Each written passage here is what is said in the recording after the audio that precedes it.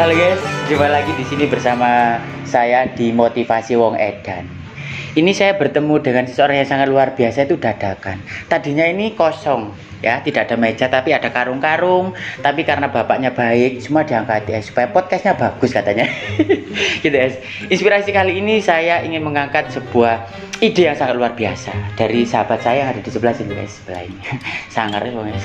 Cincin loh guys. Kok mulai kira-kira lewat di wongnya. Nah Pak, saya kasih ini Pak ya. Bapak nggak boleh mabuk loh Pak ya, karena ini adalah minuman kopi. Gitu kayak pengen nggak biasa es. Nah ini buat syarat siapa ya, buat ngopi. Nah silakan santai Pak. Angkat es, lali. Mantap. Mantap guys. Nah ini yang saya angkat itu langsung tanpa narasi, tanpa diatur, karena ini adalah sebuah kisah nyata, yaitu inspirasi, edukasi, dan motivasi. Mbok motivasi ini apa? Tonton dewe. Oke, bisa dilanjut Pak. Tadi itu gimana Pak? Kok tiba-tiba muncul ide ting usaha lele rek? Gitu. Karena pandemi banyak yang dirumahkan, banyak nganggur.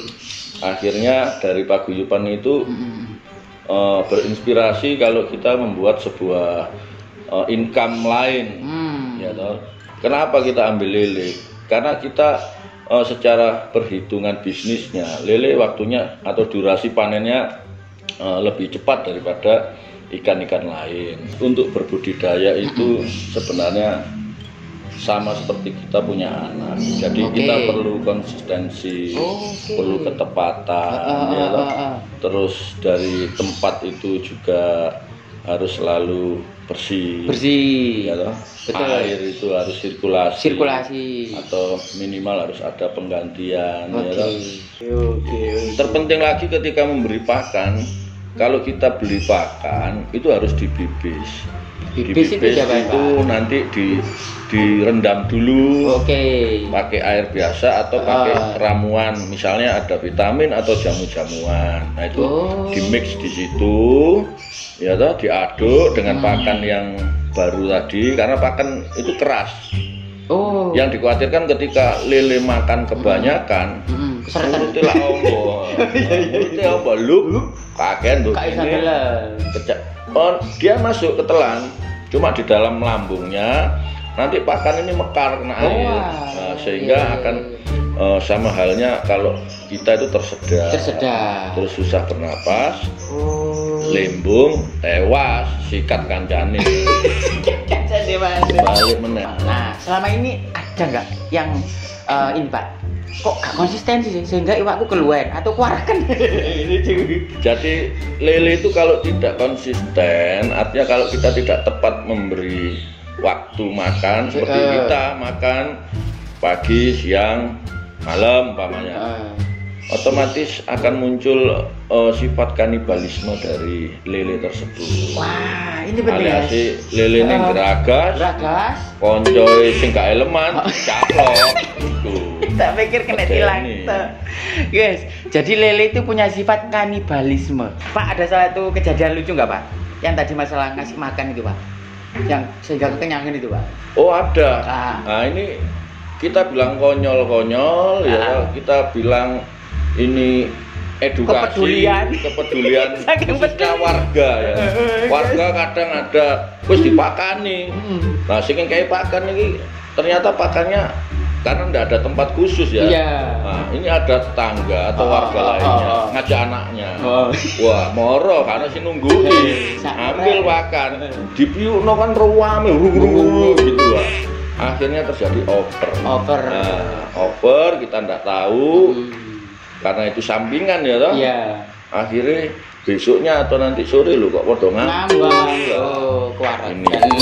Itu yang sering. Memang kita nggak bisa melarang, karena kembali lagi itu dana juga dari warga.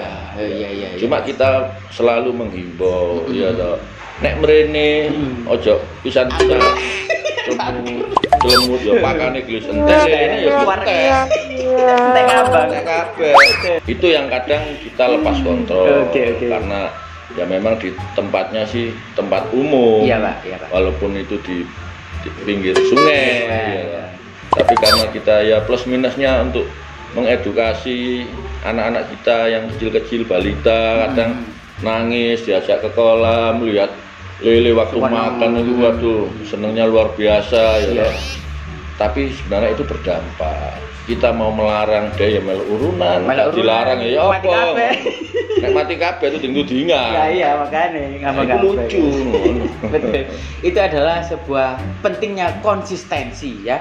Konsistensi karena telat ngasih makan atau kelebihan. Itu podo ae merugikan diri sendiri dan orang lain. Iwae ngambang. Itu. Intinya hiburan tapi menghasilkan. Hasilnya buat siapa ya? Buat warga. Alhamdulillah ikan kita bersih, tidak berbau.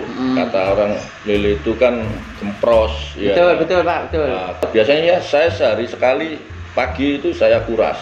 Oh pagi. Dua kali, pagi sore. Pagi sore Pak ya? Ya kuras untuk mengurangi sisa pakan atau kotoran, karena di situ akan berdampak racun atau menimbulkan amonia. Makanya tiap pagi atau sore kita kurangi 10%. Kita buka dari drainasenya, air kotor keluar, muncul air bersih, kita tutup, kita isi lagi. Luar biasa, pinter Bapak ini. Mau drainasi aku nggak ngerti. Prosesnya nggak ngerti. Memang sih lele ini perlu adanya sortir. Ya, kita nggak bisa umpamanya tebar 2000 terus dalam waktu 2 bulan langsung panen 2000 semua. Bisa. Yang disortir itu yang apa Pak? Yang disortir ya yang si kelakuannya elek, si basi provokator. Ya sing tukang mendem-mendem. Soalnya aku ngikuti kacane wae. Sing lemu-lemu kayak ngene iki ya. Langsung sortir, eksekusi. Sing lemu gak Pak? Gak. Itu kan robot. Ada disortir sesuai kriteria atau kebutuhan pasar itu di size 1 kilo isi 12 gitu.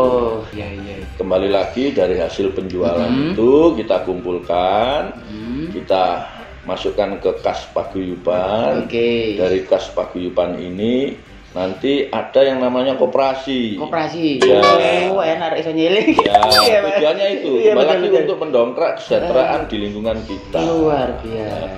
Munculnya ide dari sebuah tekanan dan juga untuk menjaga keberhasilan yaitu disebutkan namanya konsistensi. Dan demikian salam dari Wong Edan memberi salam. Salamnya apa kabar? Sukses gitu Pak ya. Salamnya apa kabar? Sukses. Cek Mas. Gelasmu kok wangi, gelasmu wangi Pak, iki gelas Wong Edan Pak. Loh, Pak iki lho. Iki lho.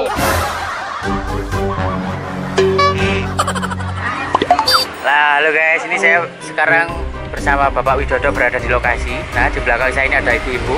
Tapi ibu-ibu membawa makan sendiri, sehingga tidak ngasih makan lele, ben lele ini gak kelempokan.